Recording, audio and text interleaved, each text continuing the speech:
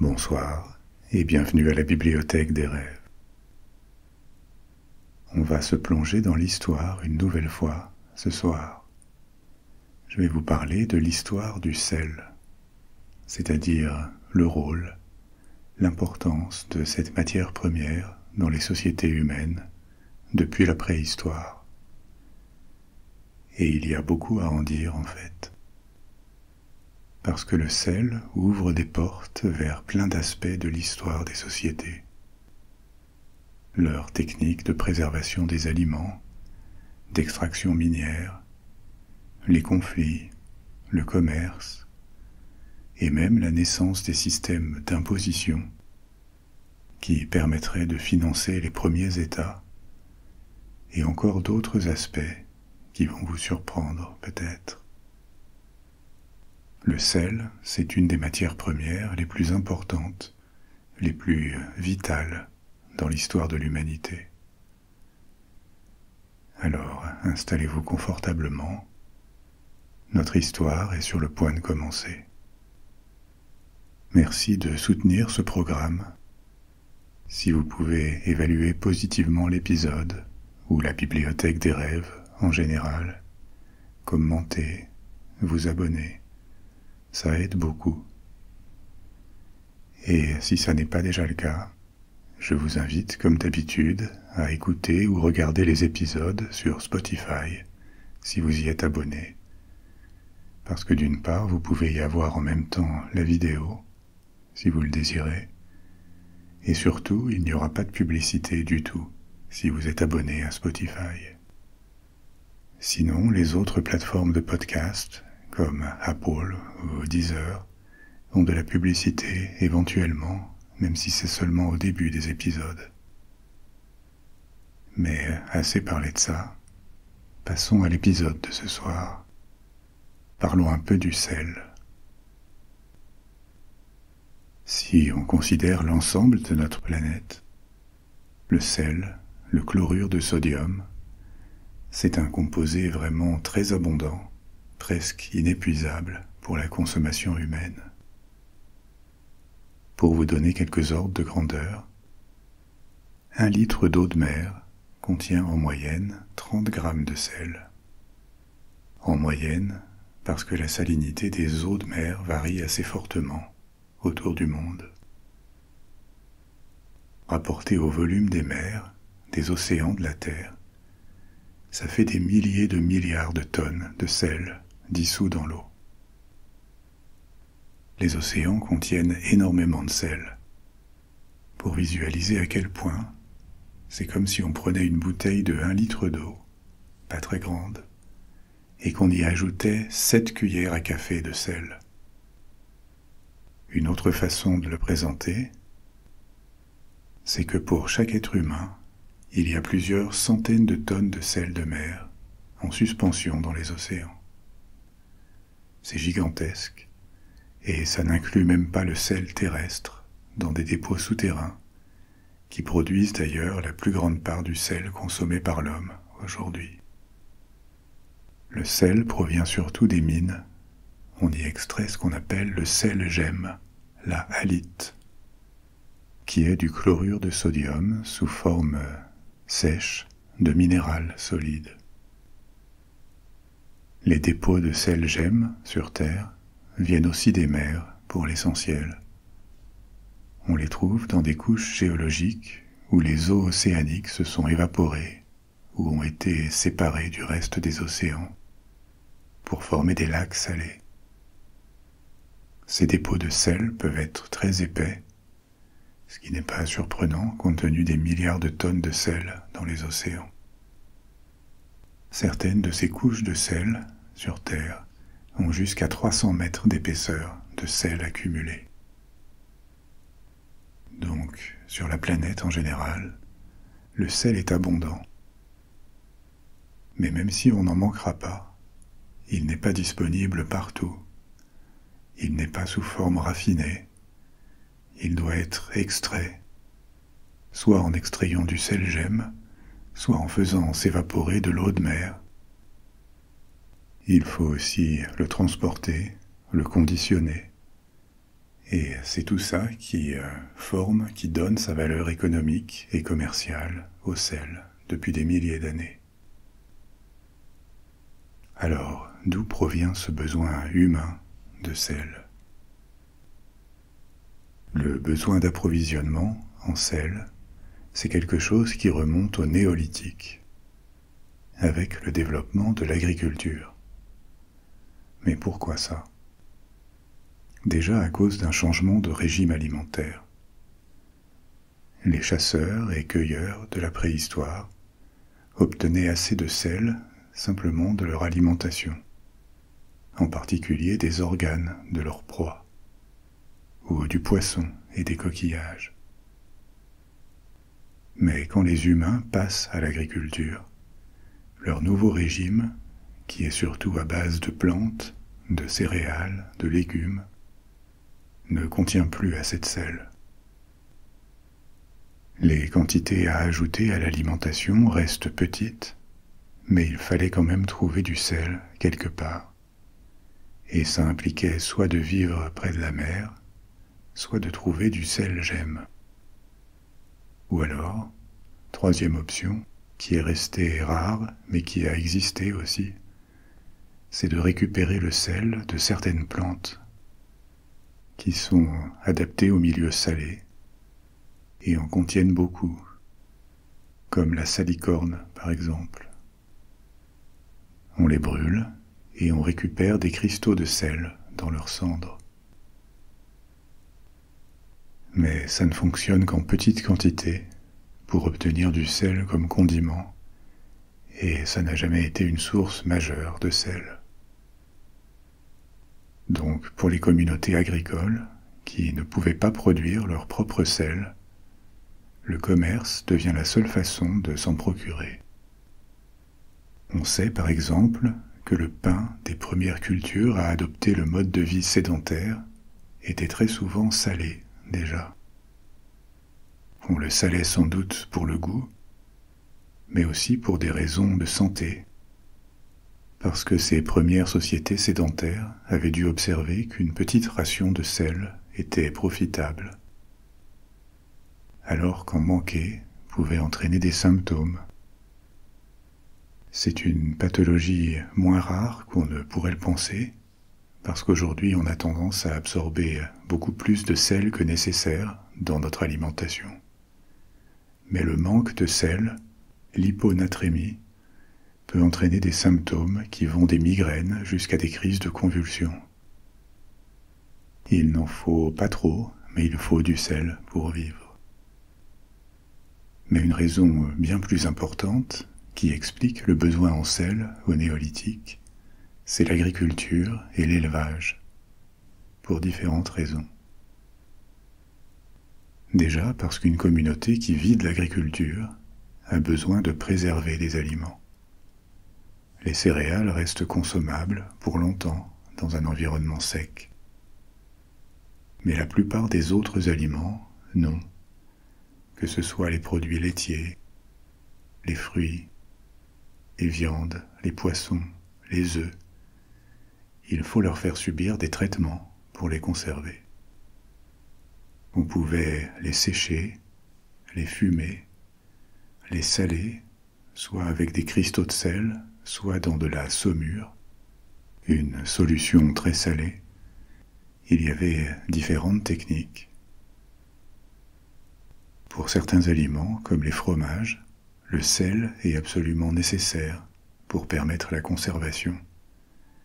Et pour d'autres, comme la viande et le poisson, il n'est pas indispensable.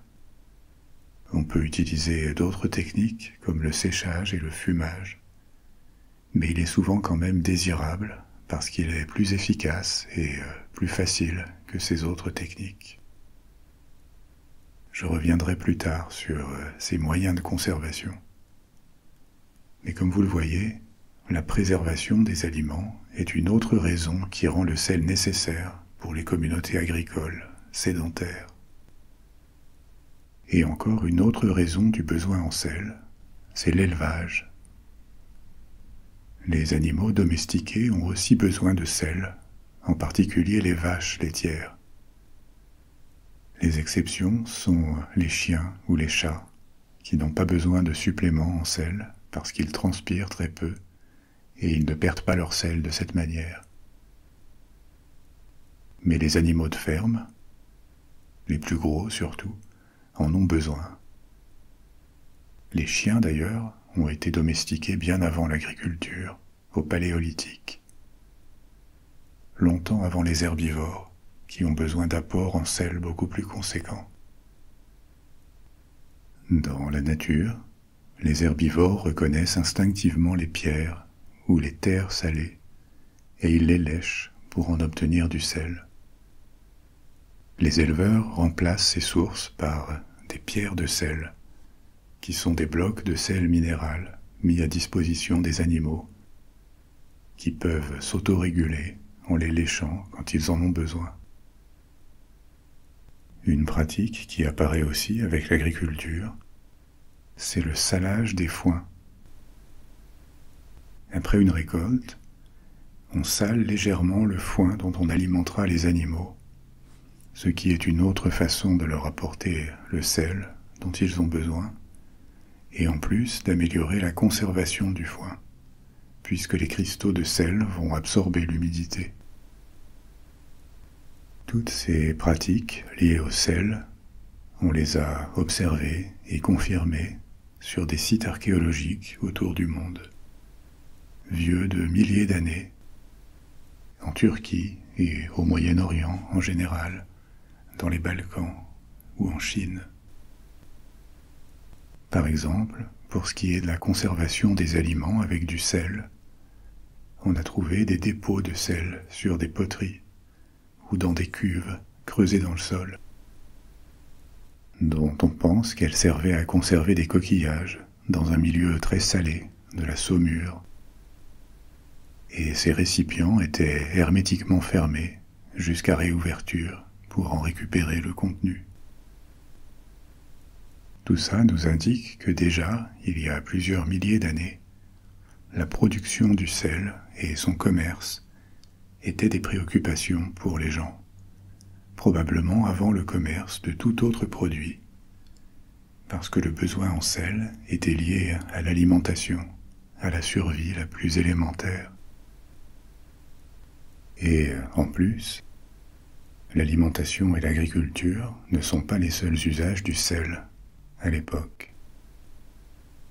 On s'en sert aussi pour le tannage des cuirs, des peaux en général.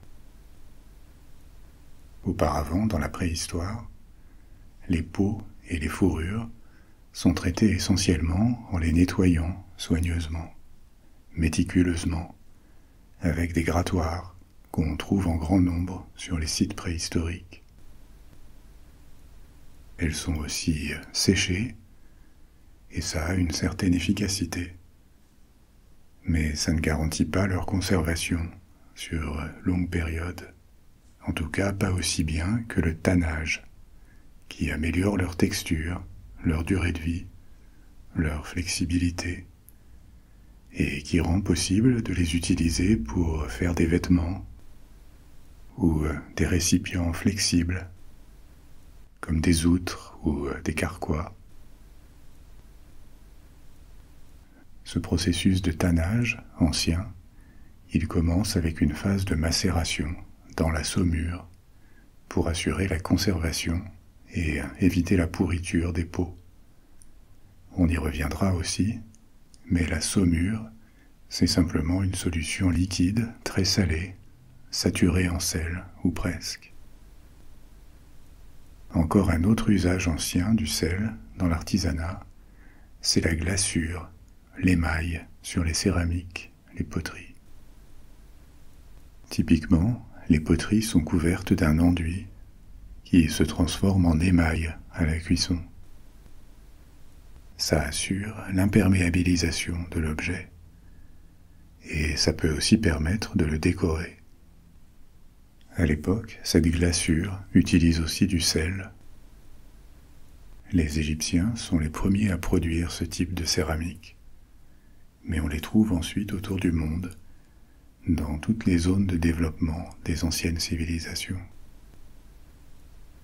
Donc en résumé, vous voyez qu'avec la généralisation de la vie sédentaire, agricole, avec aussi toute la culture matérielle qui se développe dans les communautés sédentaires, céramique, textile, peau, orfèvrerie, meubles, la quantité d'objets produits par ces cultures sédentarisées explose.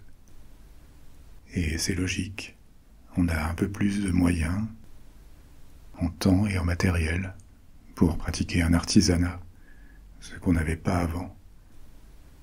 Et on peut aussi accumuler une certaine richesse matérielle en objets qui étaient avant incompatibles avec la vie nomade. Et alors que cette vie sédentaire et agricole devient de plus en plus une norme autour du monde, de la Chine à la Méditerranée ou en Mésoamérique, au cours des 5 ou 6 000 dernières années, le besoin en sel croît de façon très importante. Ces communautés agricoles isolées, elles vont ensuite se structurer en États, les premiers États, et ensuite les premiers empires, qui apparaissent dans l'Antiquité. Et pour eux, l'approvisionnement en sel devient une préoccupation encore plus grande. Il est important dans la vie quotidienne, pour l'alimentation et la production, mais au niveau des États, ça devient un enjeu économique, stratégique et même financier et politique, à tel point que les États veillent à l'exploitation et à la distribution du sel. Et avec leur émergence, il y a 5 ou 6 000 ans, on voit l'exploitation du sel devenir systématique, presque industrielle, que ce soit avec des mines ou des bassins d'évaporation, des marais salants. Un exemple d'extraction minière du sel, ancienne, c'est la région de Salzkammergut en Autriche. Au 2e millénaire avant Jésus-Christ, pendant l'expansion d'une culture qui s'appelle la culture de Hallstatt, cette région d'Autriche devient un centre de production du sel très important, grâce à ces mines. Les premières grandes mines de sel y apparaissent autour de 1300 avant Jésus-Christ. Et au premier millénaire, vers 800 avant Jésus-Christ, ils sont passés à une exploitation industrielle des mines. Par industriel, j'entends des centaines d'ouvriers qui produisent des dizaines de milliers de tonnes par an. Évidemment, la région n'a pas besoin d'autant de sel, et c'est une production qui est destinée à l'exportation. Au sud, vers 800 avant Jésus-Christ, Rome est à peine un groupe de villages. Mais ensuite, la ville doit une partie de son expansion au premier millénaire, au cours des siècles suivants, à son contrôle des marais salants à l'embouchure du Tibre, le fleuve qui arrose Rome. Les Romains mettent la main sur ce site de production de sel pour sécuriser leur approvisionnement. Par marais salants, on entend généralement des salines, un site de production de sel par évaporation de l'eau de mer dans des bassins. Mais au sens environnemental, un marais salant ou marais salé, ça peut être aussi un écosystème côtier où des zones sont régulièrement inondées par les marées, par de l'eau salée. Il faut bien sûr que ce soit une zone proche de la mer et plate. Beaucoup de plantes ne peuvent pas croître dans un milieu salé, mais certaines y sont adaptées, des herbes, des buissons, ou par exemple les salicornes que j'ai mentionnés auparavant. Les bassins d'évaporation sont souvent créés dans ces marais salants naturels qu'on aménage. La marée les remplit automatiquement. On peut fermer les bassins avec des petites digues pour retenir l'eau sur une surface étendue et plate.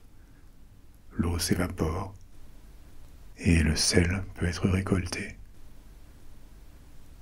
Pendant des siècles, la logistique du sel la chaîne d'approvisionnement, ça reste une préoccupation majeure des Romains, en particulier pour leurs armées. Les aliments qui ont été salés permettent de rendre les armées autonomes dans les régions où elles s'aventurent, ce qui évite beaucoup d'imprévus et de distractions. Pas besoin de se nourrir sur le pays. Il y a cette légende, parce que ça n'est pas vraiment avéré, qui dit que les soldats romains étaient payés en sel. En fait, non, rien ne le démontre. Au plus, ils recevaient des coupons pour obtenir des rations de sel, comme avantage annexe. Mais ça n'était pas le gros de leur salaire. Par contre, le mot salaire vient bien de sal, sel en latin, ça c'est vrai. Je vous donne juste cet exemple de Rome, mais la production et le commerce du sel sont universels. Là où il y a des cultures sédentaires, on trouve des routes du sel anciennes en Asie, en Europe, en Afrique, en Amérique. Et partout où émergent des États, et quand ils s'étendent et deviennent des empires, c'est encore plus vrai. Le sel est vu comme un produit stratégique, parce que les populations en dépendent, les armées aussi. Et donc, pour les États, il devient légitime d'intervenir dans son commerce, déjà pour le réguler, et aussi, surtout, pour en faire une source de revenus, pour l'imposer. Et là, on touche aux besoins pour les premiers États et leurs successeurs de trouver le financement de leur fonctionnement. L'administration, les armées, la diplomatie, tout ça a besoin de financement. Et ça veut dire des impôts. Dans les États modernes, les plus grandes sources de revenus des gouvernements, ce sont les impôts sur les revenus, revenus des particuliers ou bénéfices des entreprises, et les impôts sur la consommation, la taxe sur la valeur ajoutée, notamment la TVA. Dans l'Antiquité, il est impossible de collecter ce type d'impôt. On ne peut collecter de la TVA que quand il y a des distributeurs avec une comptabilité, des systèmes de paiement, des factures, tout ce qui permet le contrôle. Tout ça fait que la TVA a commencé à exister seulement au XXe siècle. Dans les économies plus anciennes, tous ces préalables n'étaient pas remplis. Taxer les revenus, dans l'Antiquité, c'est un peu plus envisageable, mais quand même très compliqué. Comment estimer les revenus d'une personne ou d'une entreprise sans comptabilité, alors que les transactions sont rarement monétaires, on fait du troc. Et très souvent, on paye les gens en nature, en aliments, en vêtements. Comment imposer ce type de revenus? Pour autant, la vie sédentaire permet d'introduire des impôts en nature. Les paysans doivent donner une partie de leur production. Et ça, c'est ce qui devient la base fiscale des anciennes civilisations agraires. Que ce soit en Mésopotamie, en Inde, en Chine ou en Égypte. Mais ça n'est pas toujours suffisant, et le besoin de financement est rarement entièrement satisfait. Donc assez rapidement, quand les cultures anciennes atteignent un certain degré de richesse, quand elles s'urbanisent, et avec ça elles se mettent à pratiquer le commerce entre cités ou entre régions, apparaît l'idée de taxer certains produits, des produits qu'on peut contrôler. C'est comme ça qu'apparaissent les premiers droits de passage, des droits de douane. Les produits, les marchandises, sont taxés quand ils passent par un point de contrôle, évidemment obligatoire, un port ou la porte d'une ville. Ils peuvent venir de loin ou simplement de la campagne environnante.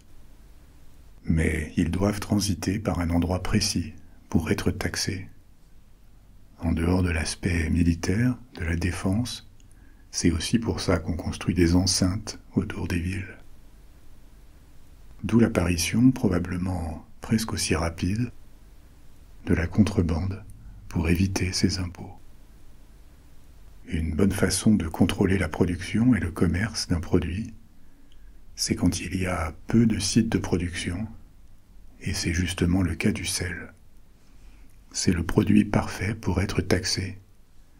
Pas beaucoup de producteurs, la production est impossible à cacher, que ce soit une mine ou un marais salant, et tout le monde a besoin du produit.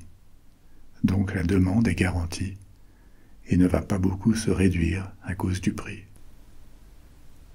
C'est pour ça qu'on voit assez vite les États taxer le sel, quand ils ne vont pas jusqu'à en assurer eux-mêmes la production, à prendre le contrôle de la production, pour en faire une source de revenus en le vendant beaucoup plus cher que son coût.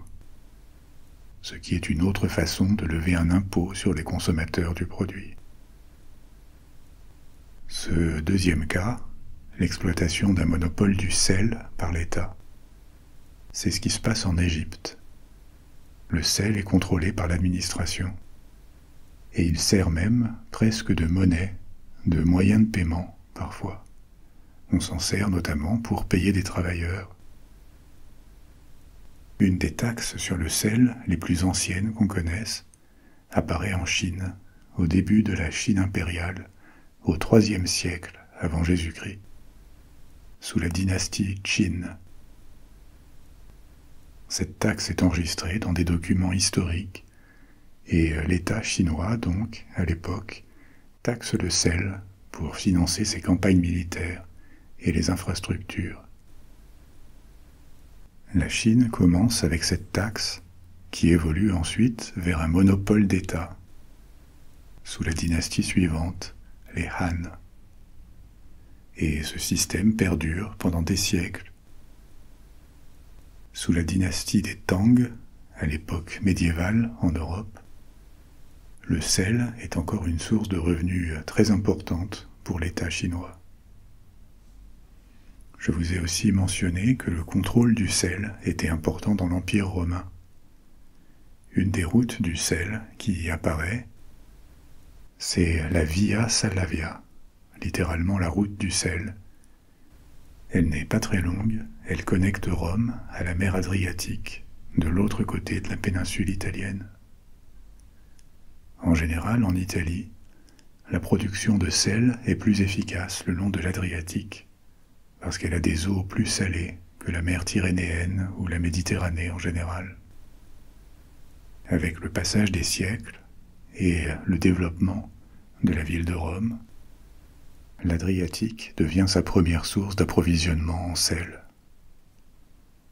Entre la population à nourrir et surtout toute l'industrie qui se concentre à Rome, céramique, tannage, traitement des aliments, la ville de Rome a besoin de beaucoup de sel, des dizaines de tonnes par semaine ou par jour probablement. Cette importance du sel dans l'Antiquité continue évidemment et même s'amplifie au Moyen Âge. Certaines cités doivent leur prospérité, entre autres, au sel, à commencer par Venise, à ses débuts. Peu de temps après sa fondation, Venise fait du sel un monopole, et tout au long de son histoire, elle contrôle étroitement ce commerce. Dans l'Europe médiévale, l'industrie du sel garde les mêmes caractéristiques. Quelques grands centres de production qu'on peut surveiller ou contrôler, et une demande soutenue et constante, parce que le sel reste vital pour l'agriculture, la conservation des aliments ou l'industrie, notamment le tannage, toute l'industrie du cuir. Donc c'est le produit parfait à taxer, un peu comme les hydrocarbures, l'essence aujourd'hui. Et tous les États médiévaux en Europe, à un degré ou à un autre, instaurent un impôt ou un contrôle de l'État sur le sel. En particulier la France, qui crée un impôt qui va devenir célèbre et très impopulaire, la gabelle. La gabelle, la taxe sur le sel est introduite au XIIIe siècle, et elle devient vite détestée. Elle sera souvent associée au rejet de l'impôt par la population. Parce que pour augmenter son rendement, l'État commence à fixer des quantités de sel que les gens sont obligés d'acheter, à des prix très gonflés, évidemment. Et ces quantités sont indépendantes de leurs besoins réels. Donc, sous le prétexte de taxe à la consommation, c'est de l'extorsion, en fait. Il aurait été plus simple de simplement prendre l'argent des gens. En plus, la taxe est très déséquilibrée entre régions. Dans les régions productrices de sel, comme la Bretagne, elle est beaucoup plus basse que dans les autres, ce qui génère beaucoup de contrebande entre régions. La gabelle devient quand même une source de revenus très importante, tellement importante qu'on ne peut plus la supprimer, même si elle est très impopulaire. Tellement impopulaire qu'on se révolte contre elle, ou qu'elle est au moins le prétexte de nombreuses révoltes, et c'est seulement sous la Révolution qu'elle disparaît. Ce qui semble particulièrement injuste avec cette taxe, c'est son côté régressif. Tout le monde paie le même montant, en absolu, riche ou pauvre, et les pauvres ne peuvent pas simplement renoncer au sel, ils sont obligés de l'acheter. Donc pour eux, c'est un impôt exorbitant, alors que pour les riches, c'est une somme à payer dérisoire, presque imperceptible. Les impôts qu'on qualifie de régressifs, aujourd'hui, typiquement, c'est les impôts à taux unique, la flat tax. Le même taux pour tout le monde, le même pourcentage des revenus. Avec ce type de taux universel, évidemment, l'impôt est relativement plus lourd pour les pauvres que pour les riches, puisqu'ils ont moins de revenus disponibles après avoir payé le strict nécessaire. Mais au moins, en absolu, les riches contribuent plus. Cette question de l'équité entre contribuables, c'est la raison pour laquelle tous les pays, ou quasiment, ont un système d'imposition par tranche. Plus on gagne, plus le taux marginal d'impôt est élevé. Ce système d'imposition progressif coexiste avec la TVA, qui est une forme de flat tax, le même taux pour tout le monde. Et une critique courante à la TVA, ou aux impôts à la consommation en général, c'est que les pauvres consomment une plus grande part de leurs revenus, alors que ceux qui ont des revenus élevés ne vont pas nécessairement tout consommer, ils peuvent en épargner une part plus importante. Si bien qu'en pourcentage des revenus, les pauvres payent plus de TVA. Mais la gabelle, c'est pire que tout ça. C'est ultra régressif, parce que ça n'est même pas une flat tax, un taux d'impôt identique pour tout le monde, c'est une somme définie par personne, sans prise en compte de ses moyens. Et c'est pour ça que la gabelle finit par incarner l'injustice et l'arbitraire de l'Ancien Régime. Avec bien sûr beaucoup d'autres facteurs, c'est un de ceux qui contribuent à la Révolution française. Plus récemment, un autre exemple de taxe sur le sel qui s'avère très impopulaire et qui a des conséquences politiques, c'est la taxe sur le sel imposée en Inde par le gouvernement colonial britannique au XIXe et au XXe siècle. Le gouvernement colonial à l'époque, en Inde, a un monopole de production et impose aussi des droits sur la vente. Et là encore, comme tout le monde a besoin de sel, la taxe est largement rejetée. Ça finit par en faire un symbole de l'oppression coloniale en Inde, et ça conduit à une grande manifestation, la marche du sel en 1930, conduite par Gandhi.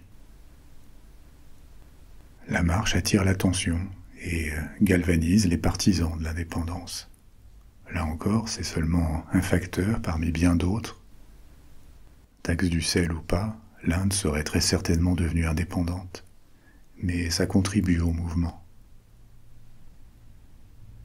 on voit la tolérance à ce type d'impôt exorbitant et obligatoire sur des produits reculer avec la modernité. Au XIXe et au XXe siècle, ils ne disparaissent pas complètement, mais ils deviennent beaucoup moins lourds financièrement pour les consommateurs. Et parallèlement, le coût du sel baisse fortement avec la révolution industrielle, grâce à la productivité des mines qui explose et aussi au coût de transport qui baisse. Le sel devient un très bon marché et accessible, donc sa valeur stratégique comme matière première qui peut être taxée disparaît. Et aujourd'hui, le sel n'est plus l'objet d'impôts spécifiques, juste la TVA pour le consommateur final, comme n'importe quel autre produit. Dans les pays où l'État contrôle encore la production, ou la régule, c'est plutôt pour le contrôle de la qualité que pour la génération de revenus. Mais retournons au Moyen-Âge, parce que cette période voit un grand nombre de nouveaux développements autour de la production et du commerce du sel. En fonction des régions d'Europe, il y a différentes méthodes de production médiévale. À l'intérieur des terres, les mines de sel restent actives, là où il y en a. À l'époque, surtout en Allemagne, en Pologne et en Autriche. Autour de la Méditerranée et sur la côte atlantique, du Portugal jusqu'à la Bretagne à peu près, le sel est souvent obtenu par évaporation, dans des marais salants. Théoriquement, on pourrait se dire que n'importe quelle région côtière peut produire du sel par évaporation. Mais pour que ça fonctionne, il faut un climat relativement chaud, sec, et si possible avec du vent. C'est pour ça que les côtes atlantiques, du Portugal, de l'Espagne et de la France, fonctionnent assez bien. En Grande-Bretagne, en Europe du Nord, on ne manque pas de côtes et il y a du vent, mais le climat est trop humide, l'air est chargé de plus d'humidité, il pleut aussi, et il est généralement plus froid. Alors les bassins d'évaporation peuvent geler plus souvent. Donc dans ces régions, on privilégie d'autres sources d'approvisionnement à l'époque. Une de ces autres sources, qu'on exploite notamment en Angleterre ou en France, en Franche-Comté, c'est les puits de saumure ou les sources salines. Le sel peut aussi être récupéré à partir de solutions salines, des sources qui ont traversé des couches de sel-gemme ou de saumure souterraines et qui arrivent près de la surface très riches en sel. Cette matière première est recueillie et portée à ébullition pour récupérer rapidement le sel. Cette technique est prévalente au Moyen-Âge et encore après, en Angleterre, en Autriche, en plus des mines, ou dans l'est de la France. Encore plus que dans l'Antiquité, ce type de méthode d'extraction requiert un certain degré d'industrialisation. On peut dire que, avant l'âge industriel, ce sont un peu des sites proto-industriels, où on produit avec une grande quantité d'ouvriers et en utilisant du matériel assez lourd, comme des cuves pour l'ébullition. Ce type d'installation, à l'époque pré-industrielle, on ne le trouve que pour les mines, pour certains produits comme les céramiques ou le verre, et pour la production du sel. Encore une autre source de production médiévale, et après, c'est la tourbe. Ce qui a l'air un peu bizarre, mais ça fonctionne. La tourbe, c'est une accumulation de matière organique, essentiellement des végétaux morts, dans un milieu riche en eau. Quand on la sèche, la tourbe devient un carburant possible, une alternative de moins bonne qualité au charbon ou même au bois. Mais par contre, plus facile à récolter, parce qu'on peut la sortir depuis la surface, dans des tourbières. Et dans les régions où on manque de mines de charbon ou de grandes forêts, c'est une alternative. La cendre de la tourbe est souvent riche en sel, et ces cendres peuvent être récoltées nettoyer et purifier pour éliminer les déchets, ce qui laisse du sel. Ce genre de production avec de la tourbe est notamment entrepris pendant des siècles aux Pays-Bas ou en Flandre, où on appelle le sel obtenu comme ça sel de tourbe. Entre ces différentes options, évaporation, mine, source naturelle de saumure, tourbe, au final, les zones de production sont plus nombreuses au Moyen Âge. Mais ce qu'on appelle de la saumure, à quelle définition ça correspond exactement? On appelle saumure toute solution d'eau salée à partir de la concentration de l'eau de mer et au-dessus, c'est-à-dire une solution à plus de 3,5% de sel, jusqu'à environ 26%. Pourquoi 26%? Parce que au-dessus, l'eau est saturée en sel et ne peut pas en absorber plus.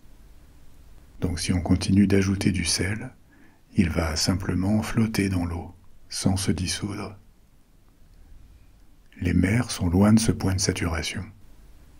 Mais la mer Morte, par exemple, ou certains lacs salés, peuvent en être très proches. Donc la saumure peut apparaître naturellement, là où l'eau salée s'évapore, ou elle peut être prisonnière sous terre.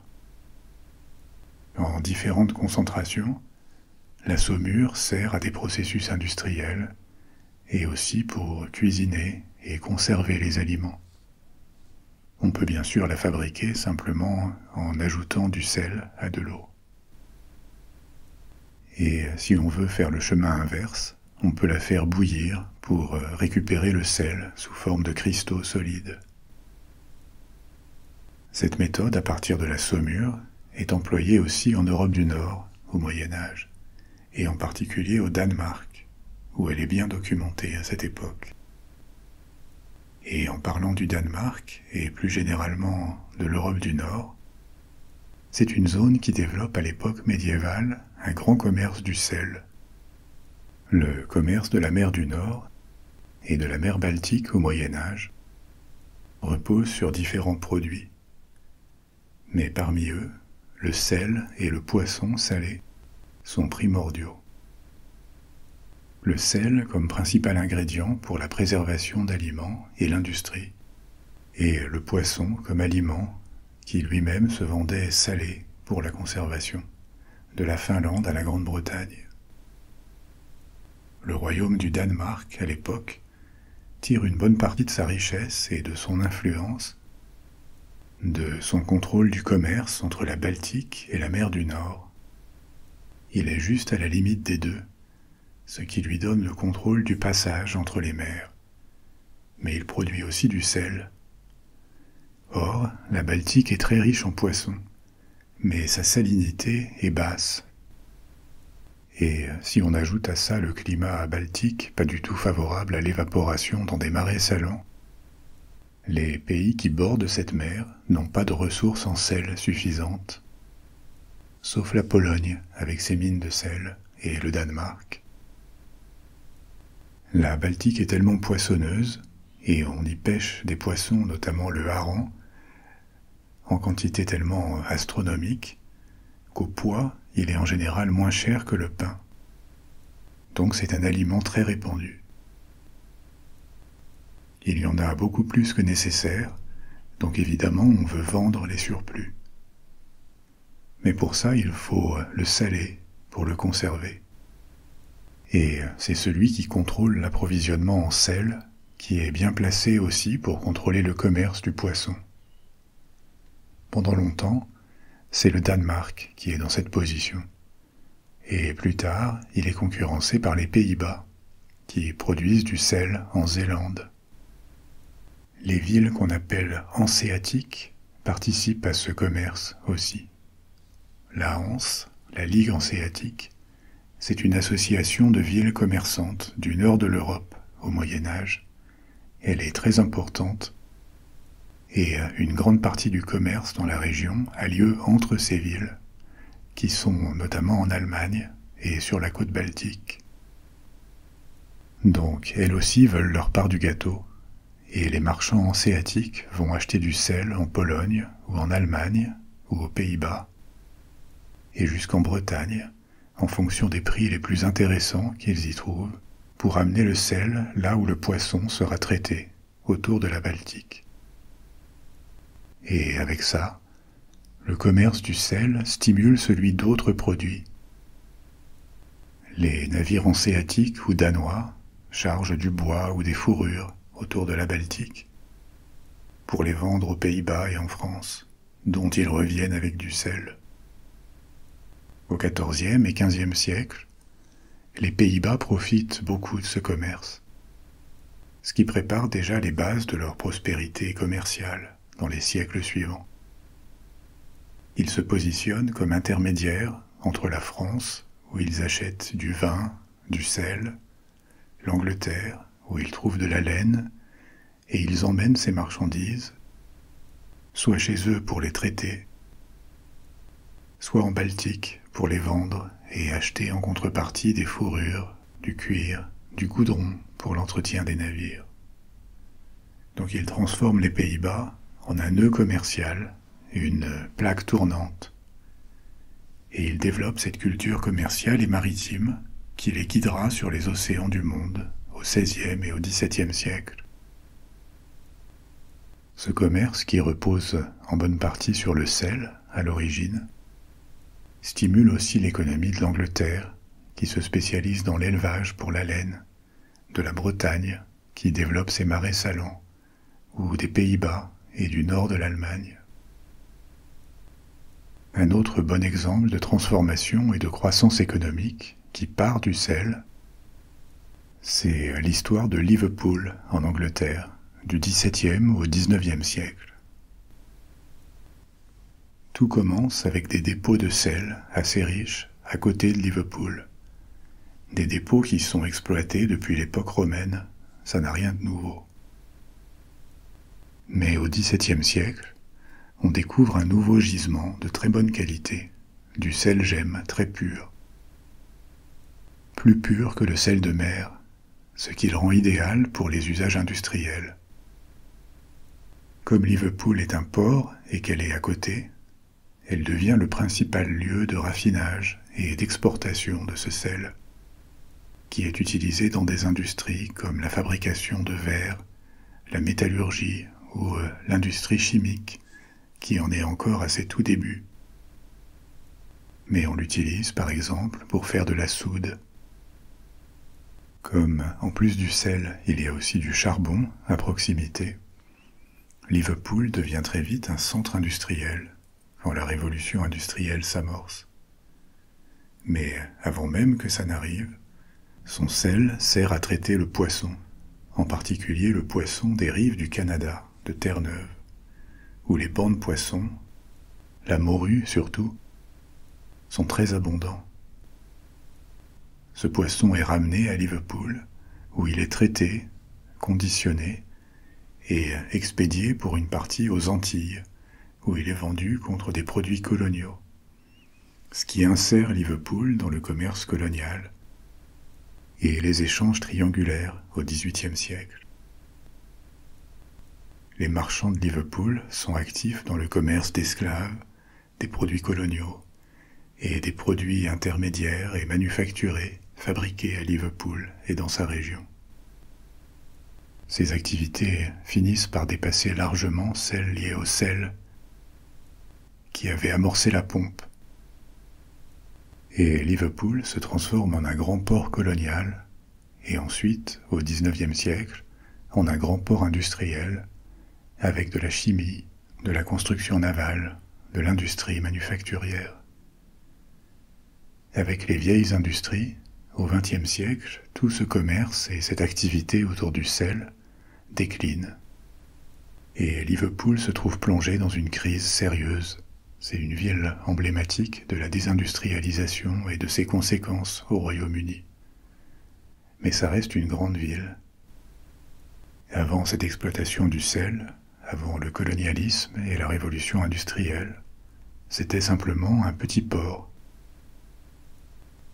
Aujourd'hui, l'industrie est de loin la plus importante consommatrice de sel. L'industrie chimique, à elle seule, absorbe à peu près la moitié de la production mondiale.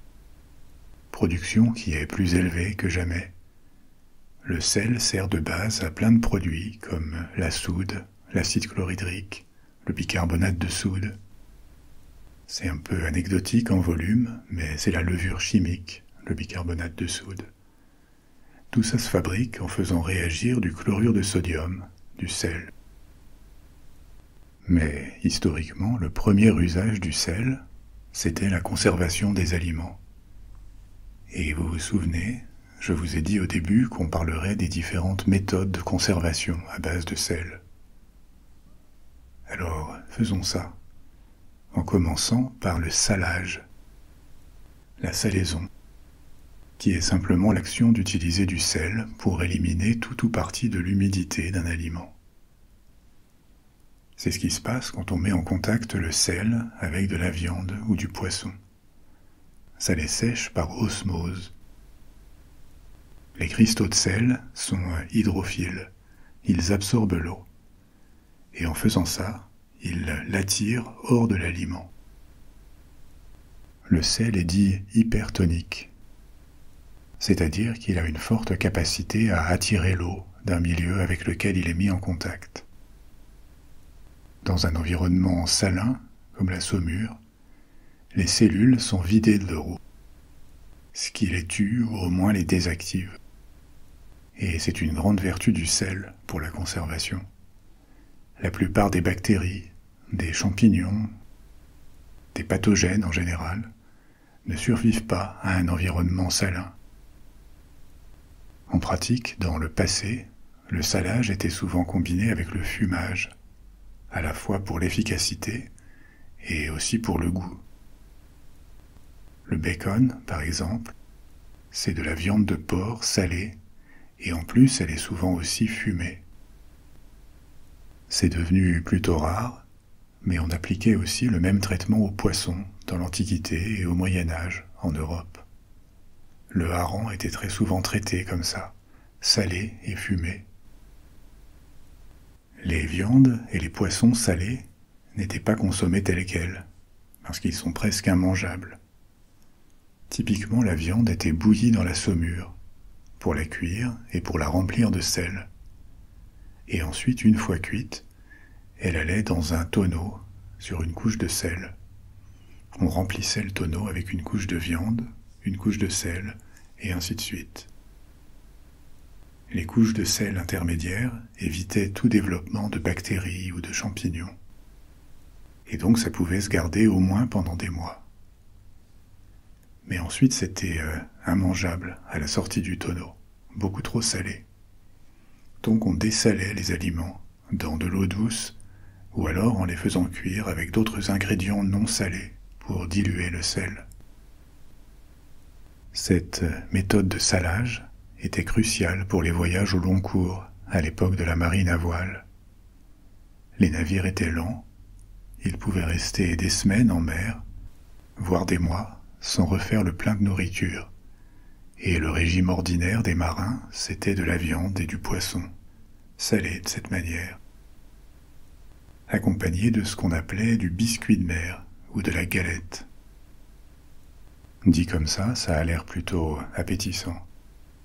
Mais pas du tout, en fait. Le biscuit de mer, c'était une sorte de pain sec, très dense, qu'on faisait avec de la farine, de l'eau et du sel, sans aucune levure. Et ensuite on faisait cuire ce mélange, jusqu'à le dessécher complètement, pour qu'il se conserve sans moisir. Donc c'était de la nourriture au sens le plus basique du terme, dure et insipide, mais très nourrissante, et surtout à très longue durée de conservation, pour peu qu'on garde le biscuit hors de portée des rongeurs et de l'humidité. Mais comme c'était pratique, et pas cher du tout, c'est resté à la base du régime des marins en mer jusqu'au XXe siècle. Maintenant, un petit problème avec le salage de la viande, c'est qu'il a tendance à rendre la viande un peu grisâtre, et ça n'est pas très appétissant. On a découvert au XIXe siècle que le sel mélangé à des nitrates gardait les mêmes pouvoirs de préservation, mais que les viandes gardaient aussi leur couleur rouge ou rosée, donc elles restaient beaucoup plus attractives. C'est pour ça que si vous regardez la composition de toutes les viandes salées, charcuteries, etc., même artisanales, vous y trouverez presque toujours des nitrates. Ils sont là seulement pour la couleur. Donc, comme vous voyez, le salage à sec était et reste une manière efficace et assez bon marché de conserver des aliments. Mais pas la seule technique à base de sel. Une autre, c'est le saumurage, c'est-à-dire l'immersion dans une solution saline. Le mécanisme qui prévient la pourriture ou la contamination est le même, à ceci près que les aliments flottent dans cette solution riche en sel, à laquelle le plus souvent on ajoute un assaisonnement pour qu'ils macèrent pendant des jours, des semaines ou des mois. Les éléments ajoutés à la saumure peuvent être des épices, des herbes, du sucre, du vinaigre. Le pourcentage de sel peut varier selon les recettes. Mais autour du monde, la plupart des traditions culinaires ont ou ont eu des recettes de saumurage. On en trouve un exemple un peu méconnu dans la Rome antique, où pendant des siècles, le condiment le plus populaire dans toutes les classes sociales, c'était une sauce salée qu'on appelait le garum, G-A-R-U-M. Le garum était fabriqué avec des organes de poisson fermentés dans la saumure. C'était un procédé proche de ceux des sauces asiatiques à base de poisson, comme la sauce Nuoc Mam vietnamienne. Le sel évitait la pourriture et assurait la conservation du garum, qui servait à aromatiser ou simplement à saler les plats. Les Romains l'ont adopté, mais avant il y avait déjà un équivalent chez les Grecs. C'était une pratique méditerranéenne. On n'en connaît pas une recette unique, sans doute parce qu'il y en avait beaucoup et elle changeait entre les ports de l'Empire romain, avec des différences, y compris dans les ingrédients. Parfois il y avait aussi des fruits de mer, et pas seulement du poisson. On pouvait y mettre des huîtres, on pouvait aussi varier la durée et la température de fermentation, ou la quantité de sel. Mais le garum était très apprécié, avec différentes qualités. Quand on ouvrait les barils ou les amphores où il avait fermenté, le liquide qui flottait à la surface était considéré comme le plus subtil et le plus doux. C'était aussi le plus cher, et il semble qu'il pouvait atteindre des prix très élevés quand son producteur avait une réputation d'excellence. En dessous de cette sauce de meilleure qualité, on trouvait d'autres niveaux de qualité différentes et décroissantes, jusqu'au reste de poissons ou de coquillages qui s'étaient déposés au fond. Et cette mixture, le fond du récipient, était utilisée par les classes les plus modestes pour condimenter un peu leur alimentation de base, qui consistait surtout en des céréales cuites, comme de la bouillie, ou des sortes de petites crêpes de pois chiches qu'on appelait les farinatas. Il y a un ancien livre de cuisine romain qui a été composé au 5e siècle, donc vraiment à la fin de l'époque romaine, qui s'appelle Apicius. Et dans ce livre, qui est une source très précieuse d'informations sur la cuisine romaine, il y a différentes recettes de ragoûts, de poissons, de viande, de légumes, dont beaucoup utilisent le garum comme ingrédient. Une variante du saumurage, c'est la préparation des pickles, le pickling. Et la nuance ici, c'est que ça se fait dans un milieu salé, mais aussi acide. En France, on s'en sert surtout pour faire des cornichons. Mais en Europe de l'Est ou au Royaume-Uni, on fait beaucoup plus de pickles, avec différents légumes, carottes, oignons. Et l'acidité, généralement, c'est celle du vinaigre, auquel, en plus du sel, on ajoute différents assaisonnements, typiquement des herbes et certaines épices comme de la cannelle, des clous de girofle, des graines de moutarde. On y met aussi de l'ail. Des épices qui pour la plupart ont aussi des vertus antibactériennes ou antifongiques. Une variante des pickles, qui utilise la fermentation lactique, c'est le traitement qu'on fait subir aux choux pour faire de la choucroute, ou pour faire le kimchi coréen. On fait fermenter le chou dans un milieu très salé, ce qui peut sembler paradoxal, parce que je vous disais avant que le sel tue ou désactive les micro-organismes, en desséchant leurs cellules, alors que la fermentation a besoin de ces organismes. C'est simplement une question de dosage. Le sel tue ou désactive beaucoup d'entre eux, mais ne va pas tous les éliminer. C'est un inhibiteur, mais si on n'en met pas trop, la fermentation est possible et le sel la contrôle. Dans la fermentation lactique, les micro-organismes qui créent de l'acide lactique à partir des sucres, des glucides et des protéines survivent suffisamment pour accroître l'acidité du milieu une fois qu'on a fermé hermétiquement le récipient où la fermentation du chou a lieu. Le sel, dans ce processus, sert à contrôler la prolifération bactérienne et le rythme de la fermentation. Donc, comme vous le voyez, la conservation d'aliments avec du sel va bien au-delà de les jeter dans le sel. Il y a différentes méthodes, et avec le temps et l'expérience, elles sont devenues des pratiques culinaires, des façons de développer la saveur ou de changer la texture des aliments. Et ça explique sans doute pourquoi toutes ces méthodes de salaison, de saumurage, les pickles, la fermentation lactique, soient encore utilisées aujourd'hui, malgré le développement de nouveaux moyens de conserver les aliments. Le moment d'un basculement dans la conservation des aliments, c'est vraiment le 19e siècle jusqu'au début du 20e, avec le développement de nouvelles techniques, et notamment la mise en conserve dans des récipients étanches et la production artificielle de froid, la réfrigération. Les origines de la mise en conserve partent de France dans les années 1790. À l'époque, le gouvernement révolutionnaire est en guerre sur plusieurs fronts, et avec des opérations militaires qui vont de plus en plus loin, en territoire ennemi, avec de grandes armées, beaucoup plus grandes qu'au cours des siècles précédents, et trop nombreuses pour vivre sur le pays où elles se déplacent. Ces armées atteignent des dizaines de milliers d'hommes, et même ensuite, pendant les guerres napoléoniennes, ce seront des centaines de milliers.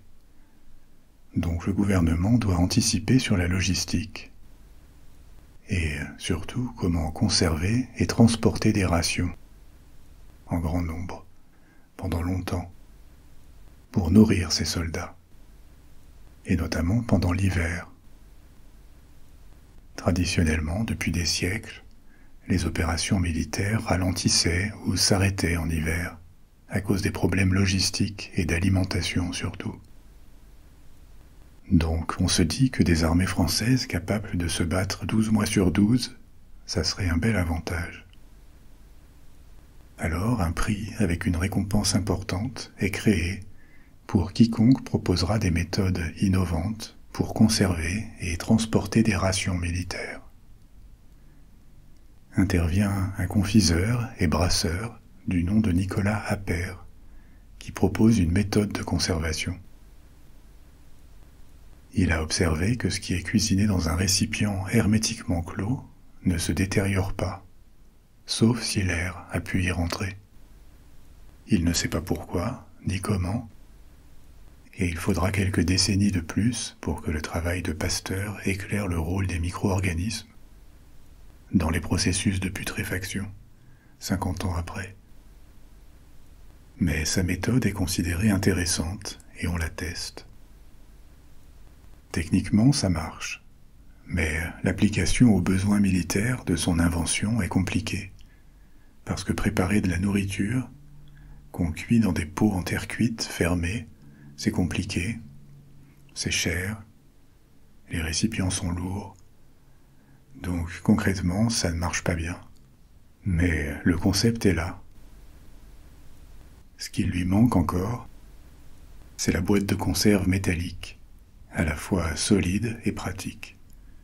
Et la mise en conserve décolle au XIXe siècle avec l'invention de cette boîte de conserve qu'on fait bouillir avant de la remplir pour tuer les microbes, et on la scelle, au départ en faisant une soudure.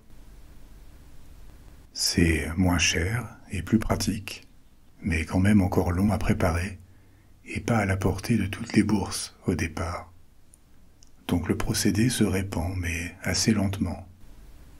Les premières années, il sert surtout pour les navires, pour les longues traversées.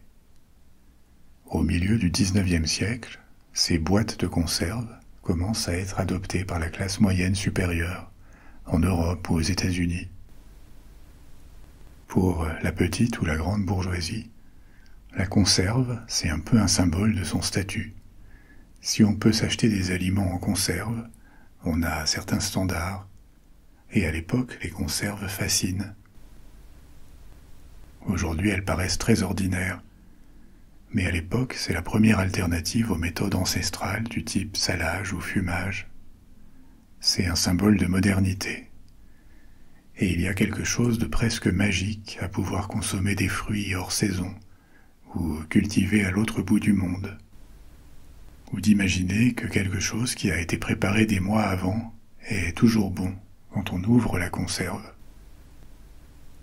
À part les conserves, l'autre grande invention qui remplace le sel, c'est la réfrigération, qui est devenue totalement indispensable dans nos vies. Mais la découverte que du froid pouvait être généré, ou plutôt la chaleur éliminée, par la compression et l'expansion d'un fluide, un gaz, c'est une grande percée du XIXe siècle. Et pas seulement pour l'alimentation. Ça sert aussi pour l'air conditionné ou certains processus industriels. Avant la réfrigération artificielle, la seule façon de trouver ou de conserver du froid, c'était les caves et les réserves de glace gardées sous terre, les glacières, qui pouvaient durer parfois des mois quand elles étaient assez grandes. Les premiers réfrigérateurs électriques sont des grosses installations pour des entrepôts. Avant les premiers réfrigérateurs individuels. Ces réfrigérateurs individuels se répandent à partir des années 1910, au départ surtout aux États-Unis, avant de gagner l'Europe et le reste du monde. Et c'est comme ça que le sel est devenu beaucoup moins présent dans la conservation des aliments au cours des 150 dernières années. Ces nouvelles méthodes, conserve, réfrigération, congélation. Et c'est plus marginal, mais on pourrait aussi ajouter la lyophilisation, c'est-à-dire le séchage total des aliments pour qu'ils ne puissent plus pourrir. Donc ces méthodes ont changé la vie quotidienne, plus qu'on y pense. Pour autant, le sel reste extrait en plus grande quantité que jamais pour tous ses autres usages. Et ça reste donc un produit toujours aussi vital pour l'humanité. C'est la fin de notre petit voyage historique pour ce soir. Si vous en voulez plus, vous pouvez choisir une autre histoire, un autre épisode de la Bibliothèque des rêves, et partir pour une nouvelle aventure, dans le passé, dans l'espace, dans l'infiniment grand ou l'infiniment petit, ou autour du monde. Ou alors vous pouvez garder les yeux fermés, vous laisser aller et vous endormir. Je serai bientôt de retour avec un nouvel épisode. Et d'ici là, dormez bien, faites de beaux rêves, au revoir.